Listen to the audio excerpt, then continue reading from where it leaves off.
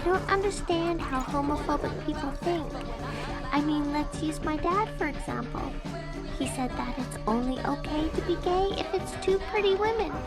And this might just be fetishizing, but it is something I see sometimes in homophobic men. I just don't understand what's so hard about two people of the same gender being in love. Also, my dad said that every straight person is homophobic, and if they say they support, then they're just closeted. What?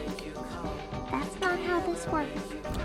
Also, his mom has been married to a woman for 19 years. This kind of turned into a rant about my dad, but this applies for all homophobic people. Anyways, that's all. Sharks out!